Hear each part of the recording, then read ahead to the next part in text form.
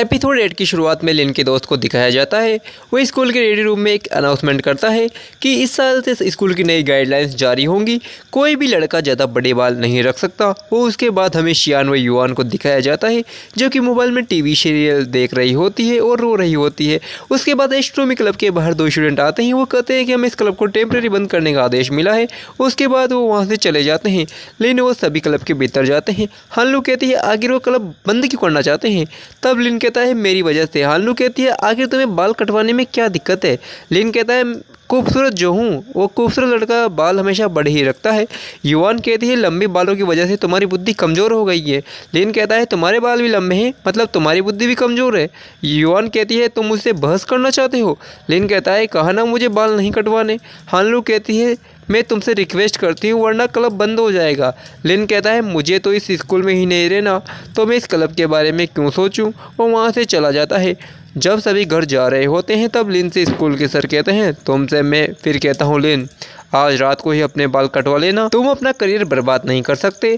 अब जाओ। वो सभी घर के लिए निकल जाते हैं। युआन कहती है मुझे तुम सभी की मदद चाहिए, तो क्या तुम सभी मदद करोगे। तब सभी कहते हैं ठीक है चलो। उसके बाद युआन लिन को अपनी मोम की शॉप के बाहर लेके चली जाती है। लिन कहता है इरादा क्या है तुम्हारा, मैं जा रहा हूँ। हानलू कहती है जल्दी रस्सी निकालो। वो सभी लिन को बांध देते हैं। वो हानलू कहती है चुपचाप अपने बाल कटवाओ। लिन रस्सी से निकल जाता है। वो कहता है मैंने कहा ना मैं नहीं कटवाऊंगा। हानलू कहती है लिन तुम नहीं मानोगे ना। लिन कहता है मैं नहीं कटवाऊंगा। वो वहाँ से चला जाता है। उसके बाद लिन को उसके घर पर दिखाया जाता है जहाँ वो मोबाइल पर कोई मैसेज टाइप करता है। तभी दरवाजे पर उसकी बहन कहती है सो गई क्या लिन। लिन कहता है अभी नहीं सोया। उसके बाद उसकी बहन उसके पास चली जाती है। वो कहती है अभी तक सोए क्यों नहीं। लिन कहता है दीदी कल की छुट्टी ले लो, मुझे स्कूल नहीं जाना। लिन की बहन कहती है कल स्कूल जाने की ज़रूरत नहीं है, घर पर बैठकर अपना गुस्सा शांत करो और चुपचाप सो जाओ। वो उसके बाद वहाँ से चली जाती है। लिन के दोस्त लिन की साइकिल को लेकर उसके घर आ रहे होते हैं। युआन कहती है लिन का ऐसा रूप मैंने पहली बार देखा है। लिन का दोस्त कहता है उसकी बात का बुरा मत मानना, उसने जो कहा सब गुस्से में कहा था। लिन का दोस्त कहता है अब हम जो उसके साथ करने वाले हैं उससे हमारी दोस्ती तो नहीं टूटेगी। युआन चियान से कहती है हम आ गए, क्या दरवाज़ा खुला है। चियान दरवाज़ा खोलती है। लिन का दोस्त कहता है क्या वो सो गया। चियान कहती है घोड़े बेचकर सो गया। उसके बाद लिन के दोस्त चुपचाप उसके कमरे में चले जाते हैं। लिन जब सो रहा होता है तब लिन के दोस्त उसके बाल काटने की कोशिश करते हैं। तब लिन जाग जाता है। वो सभी दोस्त बाहर आ जाते हैं। युआन कहती है आखिर उसे इतना गुस्सा क्यों आ रहा है। चियान कहती है मम्मी की वजह से। उसके बाद लिन का फ्लैशबैक दिखाया जाता है।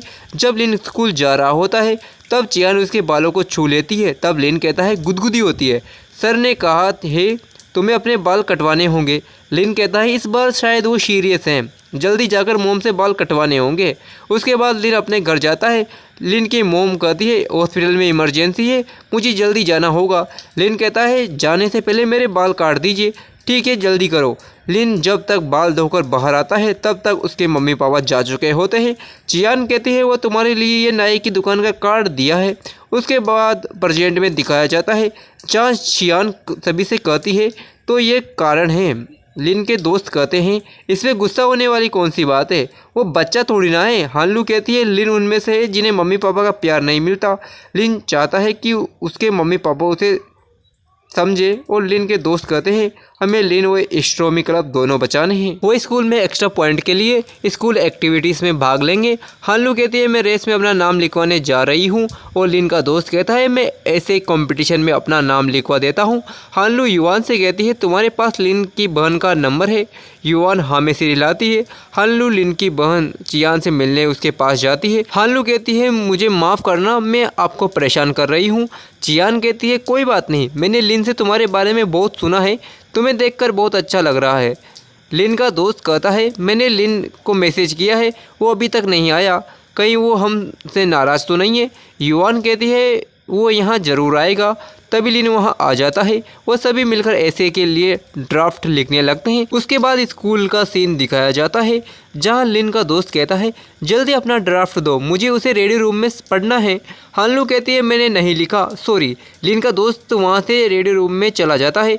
जो ऐसे लिखा था वो इस टॉपिक पर लिखा था कि जीवन में आप क्या बनना चाहते हैं। वो सभी ने अपने सपने के बारे में लिखा होता है। रेडी रूम की मॉनिटर कहती है 8 ड्राफ्ट लिखने बोला था लेकिन ये तो 7 ही है।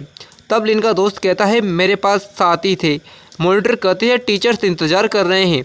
तभी हानलू रेडी रूम में चली जाती है। वो अपना ड्राफ्ट लिन के दोस्त को दे देती है। वो उस ड्राफ्ट को रेडी रूम पर पढ़ देता है।